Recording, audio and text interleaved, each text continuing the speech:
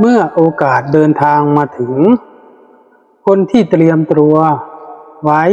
ย่อมมองเห็นมันก่อนเสมอความหวังจะมีความหมายที่สุดเมื่อจับมือกับความพยายาม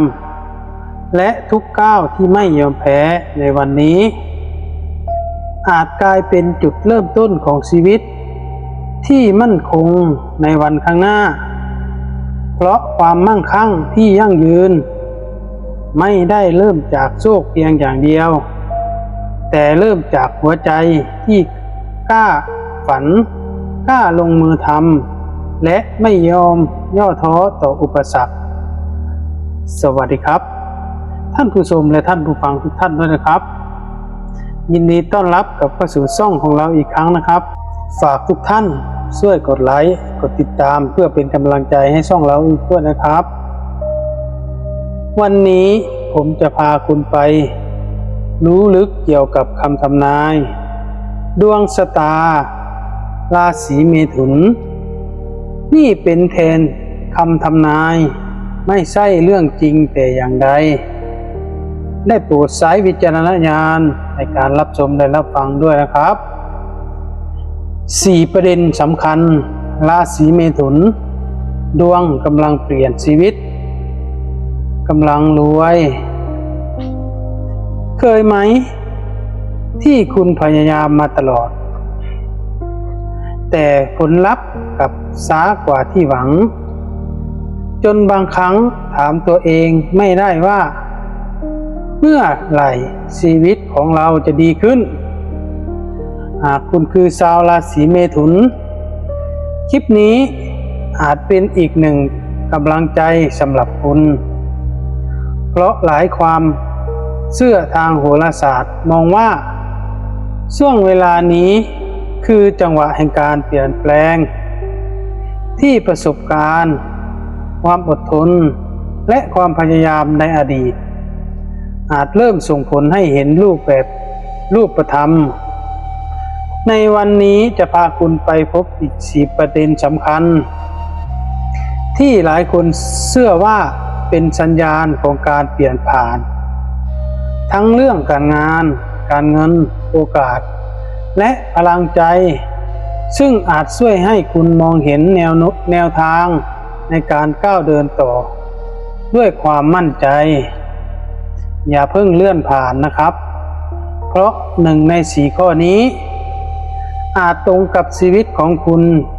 อย่างน่าประหลาดใจและอาจเป็นแรงบันดาลใจให้คุณลุกขึ้นเดินต่ออีกครั้งหากคุณเกิดในราศีเมถุนไม่ว่าจะเกิดในช่วงใดหลายคนอาจรู้สึกว่าช่วงหลายปีที่ผ่านมาชีวิตเต็มไปด้วยบททดสอบต้องเหนื่อยมากกว่าคนอื่นพยายามเท่าไหร่ก็เหมือนยังไม่ได้ไปถึงเป้าหมายแต่ในทุกช่วงเวลาที่ต้องอดทนสิ่งหนึ่งที่ไม่เคยหายไปจากตัวคุณคือความสามารถในการเรียนรู้การปรับตัวและการลุกขึ้นใหม่เสมอคำทำนายในครั้งนี้กล่าวถึงช่วงเวลาที่หลายคนเชื่อว่าเป็นจังหวะแห่งการเปลี่ยนผ่านเป็นช่วงโอกาสใหม่ที่เริ่มเปิดประสบการณ์เก่ากลายเป็นต้นทุนและความพยายามที่เคยทำไว้อาจเริ่มส่งผลให้เห็นอย่างเป็นรูปธรรมสิ่งสำคัญคือดวงอาจเปิดประตูให้โอกาสแต่การเดินผ่านประตูนั้นยังคงขึ้นอยู่กับการลงมือทำความซื่อสัตย์ความอดทนและการพัฒนาตัวเองอย่างต่อเนื่องวันนี้มี4ประเด็นสำคัญที่หลายคนเชื่อว่าเป็นสัญญาณแห่งการเปลี่ยนแปลงของชาวราศีเมถุนประเด็นที่1ความเหนื่อยที่ผ่านมากำลังเปลี่ยนเป็นผลลัพธ์ที่จับต้องได้หลายปีที่ผ่านมาชาวราศีเมถุนอาจรู้สึกว่าทำงานหนัก แต่ผลตอบแทนไม่คุ้มค่าต้องรับผิดชอบหลายเรื่องในเวลาเดียวกันทั้งงานครอบครัวและภาระส่วนตัวจนบางครั้งเกิดคำถามว่าเมื่อไหร่ชีวิตจะเบาลงแต่ทุกประสบการณ์ที่ผ่านมาคือการสร้างรากฐานที่แข็งแรงความอดทนทำให้คุณมีทักษะมากขึ้นมีความเข้าใจผู้คนมากขึ้นและมีวิธีแก้ปัญหาที่สุขุมกว่าเดิมช่วงนี้เป็นช่วงที่ความพยายามเดิมอาจเริ่มส่งผลไม่ว่าจะเป็นโอกาสในงานการได้รับความไว้วางใจจากผู้ใหญ่ลูกค้าหรือคนรอบตัวหลายสิ่งที่เคยติดขัดอาจค่อยๆคลี่คลายอย่างไรก็ตามโอกาสเหล่านี้จะเกิดผลได้ดีที่สุดเมื่อคุณยังคงรักษาวินัยและไม่หยุดพัฒนาตัวเองเพราะความสำเร็จที่ยั่งยืนไม่ได้เกิดจากโชคเพียงอย่างเดียวแต่เกิดจากการเตรียมพร้อมเมื่อโอกาสมาถึงจงเชื่อมั่นว่าความเหนื่อยที่ผ่านมาไม่สูญเปล่าทุกก้าวที่คุณเดินคือการเข้าใกล้เป้าหมายมากขึ้นหากคุณเป็นชาวราศีเมถุนและช่วงหลายปีที่ผ่านมาคุณรู้สึกว่าชีวิตเต็มไปด้วยภาระต้องทำงานหนักกว่าที่ใครหลายคนมองเห็น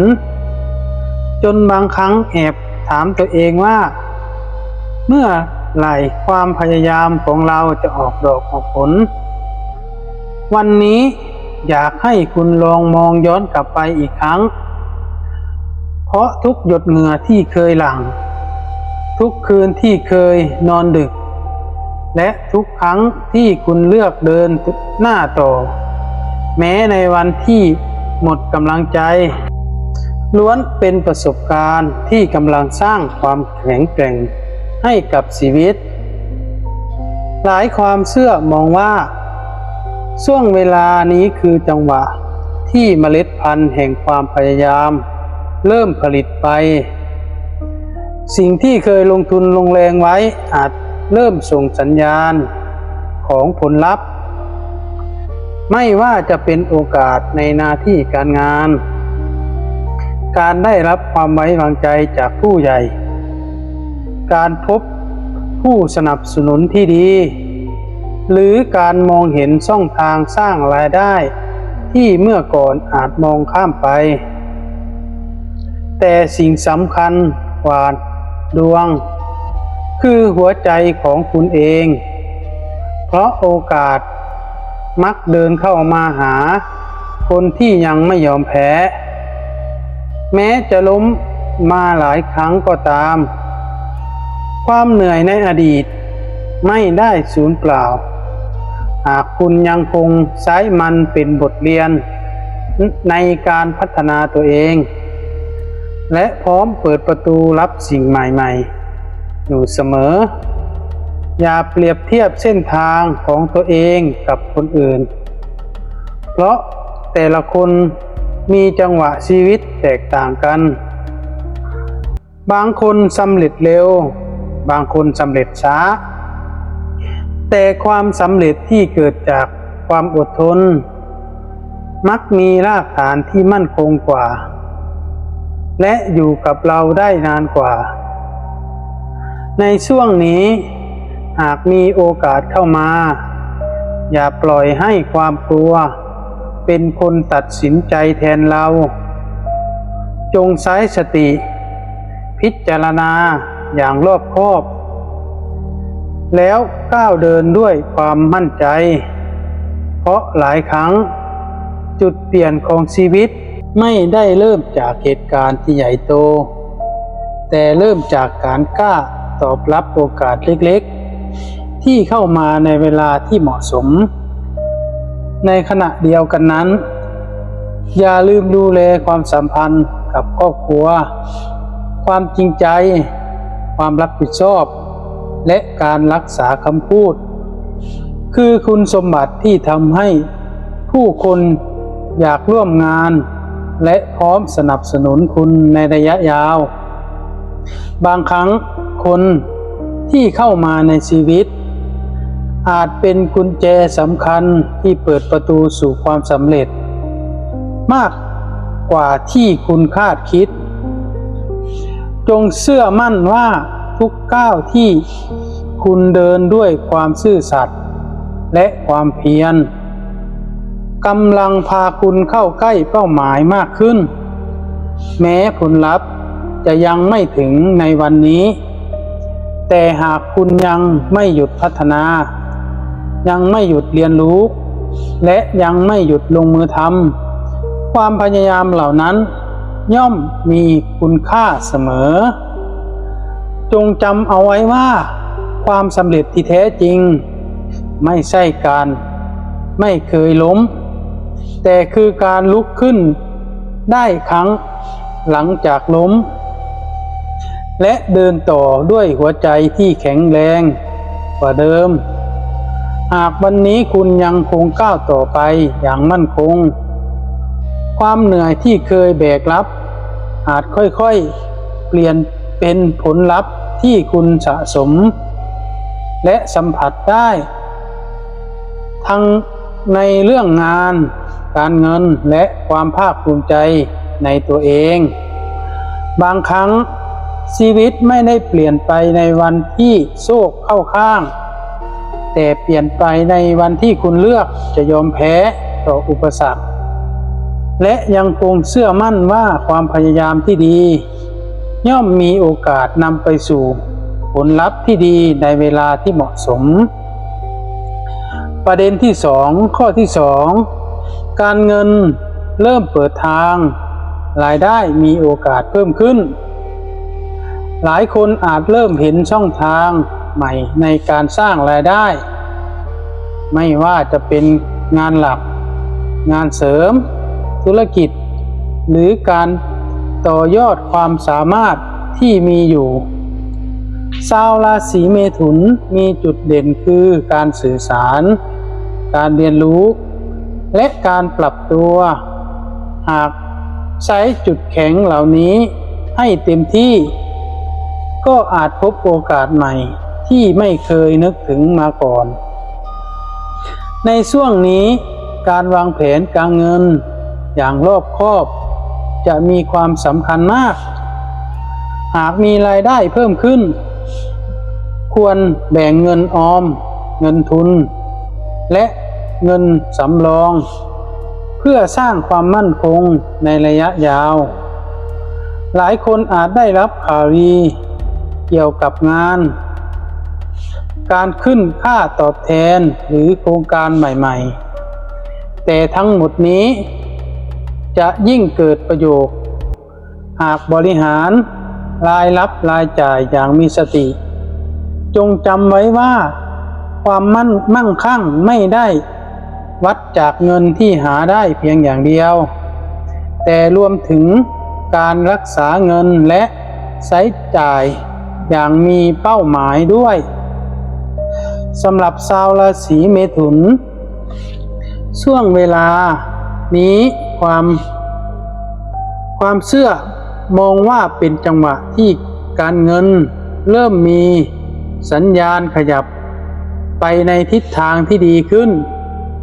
สิ่งที่เคยติดขัดอาจค่อยๆคลี่คลายและโอกาสในการสร้างรายได้เข้ามามากกว่าที่ผ่านมาไม่ว่าจะเป็นรายได้จากงานประจำงานเสริมธุรกิจส่วนตัวหรือโอกาสใหม่ที่เกิดจากความสามารถและประสบการณ์ที่คุณสั่งสมมาหากก่อนหน้านี้คุณรู้สึกว่าหาเงินได้เท่าไหร่ก็ไม่พอใช้หรือทำงานหนักแต่เงินไม่เหลือเก็บช่วงนี้อาจเป็นเวลาที่คุณเริ่มมองเห็นทางออกหลายคน อาจได้รับข้อเสนอใหม่ๆได้รับความไว้วางใจให้รับผิดชอบงานที่สำคัญหรือได้พบช่องทางสร้างรายได้ที่เหมาะกับความสามารถของตัวเองชาวราศีเมถุนเป็นคนที่มีพริบไหวเรียนรู้เร็วและสื่อสารได้ดีจุดแข็งเหล่านี้กลายเป็นเครื่องมือสำคัญในการต่อยอดอาชีพสร้างเครือข่ายและเปิดประตูสู่โอกาสใหม่ๆยิ่งกล้าพัฒนาทักษะและเปิดรับความรู้ใหม่ๆมากเท่าไหร่โอกาสในการเติบโตทางด้านการเงินก็ยิ่งมากขึ้นเท่านั้นอย่างไรก็ตามแม้โอกาสจะเริ่มเข้ามาการบริหารเงินอย่างมีสติยังคงเป็นหัวใจสำคัญรายได้ที่เพิ่มขึ้นจะสามารถสร้างความมั่นคงได้มากกว่าหากคุณรู้จักแบ่งสัดส่วนระหว่างการใช้จ่ายการออมและการลงทุนอย่างสม่ำเสมอความมั่งคั่งที่ยั่งยืนไม่ได้เกิดจากการหาเงินเก่งเพียงอย่างเดียวแต่เกิดจากการรู้จักรักษาเงินที่หามาได้ด้วยอีกสิ่งหนึ่งที่ไม่ควรมองข้ามคือการรักษาความซื่อสัตย์และความน่าเชื่อถือเพราะชื่อเสียงที่ดีสามารถนำมาซึ่งโอกาสทางการเงินในระยะยาวผู้คนมักเลือกทำงานและร่วมลงทุนกับคนที่มีความรับผิดชอบและรักษาคำพูดหากกำลังคิดจะเริ่มต้นสิ่งใหม่อย่าให้ความกลัวมาปิดกั้นความสามารถของตัวเองบางครั้งโอกาสที่ยิ่งใหญ่อาจเริ่มต้นจากการตัดสินใจเล็กๆเพียงอย่างครั้งเดียวขอเพียงศึกษาข้อมูลอย่างรอบคอบและวางแผนอย่างเหมาะสมก็มีโอกาสเปลี่ยนความฝันให้กลายเป็นความจริงได้จงเชื่อมั่นว่าความมั่งคั่งไม่ได้เกิดขึ้นในชั่วข้ามคืนแต่เกิดจากการลงมือทำอย่างสม่ำเสมอมีวินัยและไม่หยุดพัฒนาตัวเองหากคุณยังคงเดินหน้าด้วยความเพียรใช้โอกาสที่เข้ามาอย่างเต็มที่และบริหารเงินด้วยสติรายได้ที่เพิ่มขึ้นในวันนี้อาจกลายเป็นรากฐานความมั่นคงในอนาคตเพราะเมื่อโอกาสมาพบกับความพร้อมความสำเร็จย่อมมีโอกาสเกิดขึ้นได้เสมอและทุกก้าวที่คุณเดินด้วยความตั้งใจอาจเป็นก้าวสำคัญที่พาคุณเข้าใกล้ชีวิตที่มั่นคงและอุดมสมบูรณ์ยิ่งกว่าเดิมประเด็นข้อที่ 3 งานและโอกาสใหม่กำลังเปิดประตูอีกหนึ่งสัญญาณที่หลายคนเชื่อว่าเด่นสำหรับชาวราศีเมถุนคือเรื่องงานและความก้าวหน้าหากคุณอาจได้รับหน้าที่ใหม่ได้ร่วมงานกับผู้ใหญ่ที่เห็นคุณค่าในความสามารถหรือได้รับโอกาสที่เคยรอคอยมานานสิ่งสำคัญคืออย่าปฏิเสธการเรียนรู้เพราะโลกเปลี่ยนแปลงอยู่เสมอคนที่พร้อมเรียนรู้จะสามารถคว้าโอกาสได้ก่อนเสมอความสามารถในการสื่อสารของชาวราศีเมถุนจะเป็นกุญแจและจุดแข็งที่ช่วยสร้างเครือข่ายความร่วมมือและความไว้วางใจเมื่อโอกาสเข้ามาอย่ากลัวที่จะเริ่มต้นใหม่เพราะหลายครั้งความสำเร็จครั้งใหญ่เริ่มจากการกล้าก้าวออกจากพื้นที่ที่คุณคุ้นเคยความสำเร็จไม่ได้เกิดขึ้นในคืนเดียว แต่เกิดจากการทำสิ่งเล็กๆอย่างสม่ำเสมอสำหรับชาวราศีเมถุนหลายความเชื่อมองว่าช่วงเวลานี้อาจเป็นจังหวะที่เส้นทางการเงินการงานเริ่มเปลี่ยนไปในทิศทางที่ดีขึ้นประตูบานที่เคยปิดสนิทค่อยๆเปิดออกพร้อมกับโอกาสใหม่ที่รอคุณก้าวเข้าไปด้วยความกล้าหาญและความมุ่งมั่นสิ่งที่เคยดูเหมือนไกลเกินเอื้อมอาจเริ่มเข้าใกล้ความเป็นจริงมากขึ้นหากคุณยังคงเดินหน้าด้วยความตั้งใจและไม่ยอมแพ้ตลอดเวลาที่ผ่านมาคุณอาจทำงานหนักโดยไม่มีใครมองเห็นเคยทุ่มเทความรู้สึกว่าความสามารถของตัวเองไม่ได้รับความยอมรับแต่ทุกประสบการณ์เหล่านั้นไม่ได้สูญเปล่าเพราะมันได้หล่อหลอมให้คุณเป็นคนที่มีความอดทนมีความรับผิดชอบและพร้อมรับผิดชอบกับความเปลี่ยนแปลงซึ่งเป็นคุณสมบัติที่สำคัญของคนที่จะก้าวไปสู่ความสำเร็จช่วงเวลานี้อาจมีโอกาสใหม่เข้ามาในรูปแบบบางคนได้รับการเลื่อนตำแหน่งได้รับมอบหมายงานสำคัญได้พบผู้ใหญ่ที่พร้อมสนับสนุนหรือได้รับคำชวนให้ร่วมงานในโครงการที่มีอนาคตแม้ในตอนแรกโอกาสนั้นอาจดูท้าทายแต่หากคุณกล้าก้าวออกจากพื้นที่ที่คุ้นเคยก็อาจพบศักยภาพที่ซ่อนอยู่ในตัวเองชาวราศีเมถุนมีจุดเด่นในเรื่องการสื่อสารการเรียนรู้และการปรับตัวได้อย่างรวดเร็วหากนำความสามารถเหล่านี้ไปใช้ให้เต็มศักยภาพก็มีโอกาสสร้างความแตกต่างในหน้าที่การงานและทำให้ผู้คนมองเห็นคุณค่าของคุณมากยิ่งขึ้นถึงอย่างไรก็ตามทุกโอกาสย่อมมาพร้อมกับความรับผิดชอบอย่าปล่อยให้ความกลัวหรือความลังเลมาหยุดการเติบโตของตัวเองหากมีโอกาสได้เรียนรู้สิ่งใหม่จงเปิดใจรับไว้เพราะความรู้และประสบการณ์ในวันนี้อาจกลายเป็นกุญแจสำคัญที่นำคุณไปสู่ความสำเร็จในวันข้างหน้านอกจากเรื่องงานแล้วการสร้างความสัมพันธ์ที่ดีกับผู้คนที่มีความสำคัญไม่แพ้กันความจริงใจการให้เกียรติและการรักษาคำพูดจะช่วยสร้างความน่าเชื่อถือและอาจนำพาโอกาสดี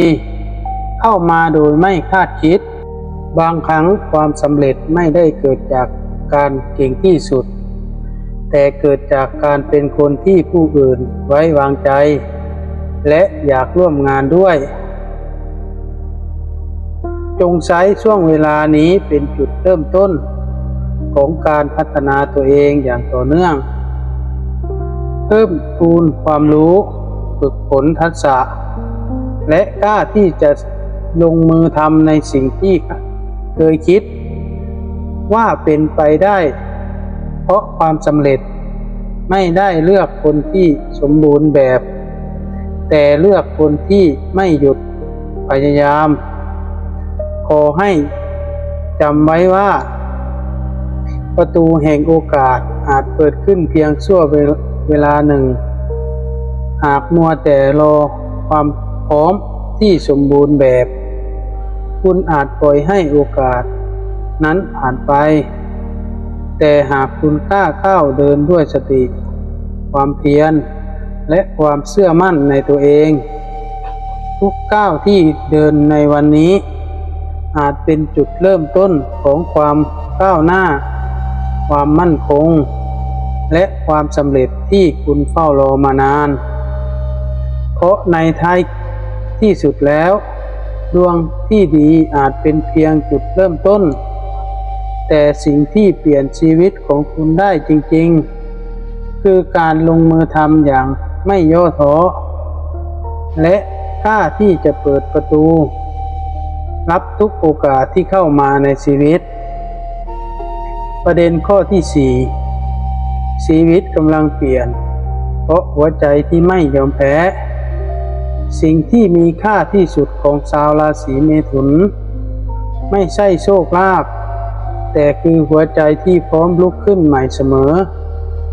แม้จะเคยผิดหวังเคยสูญเสียหรือเคยล้มเหลว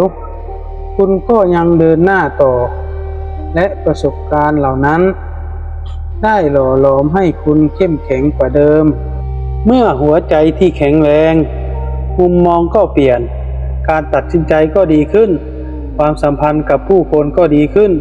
และมีโอกาสใหม่ๆมีแนวโน้มที่จะเกิดขึ้นตามมาหลายคนเชื่อว่าเมื่อเราคิดดีทำดีและลงมือทำอย่างต่อเนื่อง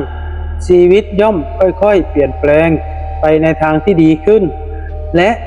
จะไม่ได้เกิดขึ้นทันทีจงใช้ช่วงเวลา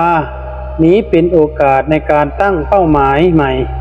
วางแผนชีวิตใหม่และเดินหน้าด้วยความมั่นใจหากมีอุปสรรคย่อมมองว่าเป็นจุดจบแต่ให้มองเป็นบทเรียนที่จะทำให้คุณแข็งแกร่งกว่าเดิมหากมีสิ่งหนึ่งที่เป็นพลังอันยิ่งใหญ่ของชาวราศีเมถุนนั่นไม่ใช่เพียงความฉลาดหรือความสามารถในการปรับตัวแต่คือหัวใจที่ไม่ยอมแพ้ต่อโชคชะตาแม้ชีวิตจะเคยเผชิญความผิดหวังความสูญเสียหรืออุปสรรคที่หนักหนาเพียงใดคุณก็ยังเลือกที่จะลุกขึ้นและก้าวต่อไปนั่นคือคุณค่าที่ไม่มีใครพรากไปจากคุณได้หลายความเชื่อมองว่าช่วงเวลานี้เป็นจังหวะที่พลังแห่งความเพียรเริ่มส่งผลสิ่งที่เคยเป็นบททดสอบอาจกำลังกลายเป็นรากฐานของความสำเร็จคุณอาจเป็นเริ่มมองเห็นโอกาสที่ไม่เคยเห็นมาก่อนไม่ได้พบผู้คนที่พร้อมสนับสนุนหรือมีความกล้าที่จะตัดสินใจในเรื่องสำคัญของชีวิตมากขึ้นเพราะประสบการณ์ที่ผ่านมาได้ทดสอบคุณเข้มแข็งกว่าเดิมทุกครั้งที่คุณล้มเหลวแล้วลุกขึ้นอีกครั้งคุณไม่ได้กลับมายืนที่เดิมแต่กำลังยืนอยู่บนพื้นฐานบทเรียนที่มีคุณค่ามากกว่าเดิมความผิดพลาดไม่ได้ทำให้คุณอ่อนแอหากคุณเลือกเรียนรู้จากมันความเหนื่อยไม่ได้ทำให้ชีวิตไร้ความหมายหากมันทำให้คุณเห็นคุณค่าของความสำเร็จเมื่อวันนี้ที่มันมาถึงจากวันนี้เป็นต้นไปจงเชื่อมั่นในศักยภาพของตัวเองอย่าปล่อยให้คำพูดที่บั่นทอนหรือความผิดหวังในอดีตมาปิดกั้นอนาคตที่กำลังรออยู่ข้างหน้าบางครั้งโอกาสที่ยิ่งใหญ่ที่สุดไม่ได้เกิดจากโชคแต่เกิดจากการที่คุณยังไม่หยุดเดินแม้จะเดินช้ากว่าคนอื่นก็ตามเมื่อหัวใจที่แข็งแรงความคิดก็เปลี่ยนไปเมื่อความคิดเปลี่ยนการตัดสินใจก็ย่อมรอบคอบขึ้นและเมื่อการตัดสินใจดีขึ้นผลลัพธ์ที่ในชีวิตก็ค่อยๆเปลี่ยนตามนี่คือเหตุผลที่หลายคนเชื่อว่าการเปลี่ยนแปลงที่แท้จริงเริ่มจากภายในใจของเราเองจงใช้ทุกวันเป็นโอกาสในการพัฒนาตัวเองดูแลคนที่เรารักรักษาความซื่อสัตย์ขยันอดทนและพร้อมเรียนรู้สิ่งใหม่ๆอยู่เสมอเพราะคุณสมบัติเหล่านี้คือรากฐานของความสำเร็จที่ยั่งยืนไม่ว่าจะอยู่ในช่วงดวงขึ้นหรือดวงลงหากวันนี้คุณยังรู้สึกเหนื่อยขออย่าเพิ่งหมดหวังเพราะทุกเส้นทางแห่งความสำเร็จ ล้วนมีช่วงเวลาที่ต้องอดทนไม่มีภูเขาลูกใดสูงเกินกว่าคนที่ไม่หยุดก้าวเดินและไม่มีความมืดมิดใดอยู่ไปตลอดเมื่อรุ่งอรุณมาถึงแสงสว่างย่อมปรากฏเสมอขอให้ชาวราศีเมถุนทุกคนจงเชื่อมั่นว่าชีวิตที่ดีไม่ได้เกิดจากการรอปาฏิหาริย์เพียงอย่างเดียวแต่เกิดจากการสร้างปาฏิหาริย์ด้วยการกระทำของตัวเองในทุกๆวันหากคุณยังรักษาหัวใจที่เข้มแข็งไม่ยอมแพ้ต่ออุปสรรคและกล้าเดินตามความฝันที่มีสติความสำเร็จความมั่งคั่งและความสุขก็มีโอกาสค่อยๆเข้ามาเป็นส่วนหนึ่งของชีวิตจงจำไว้ว่าดวงอาจเปิดประตูแห่งโอกาสแต่หัวใจ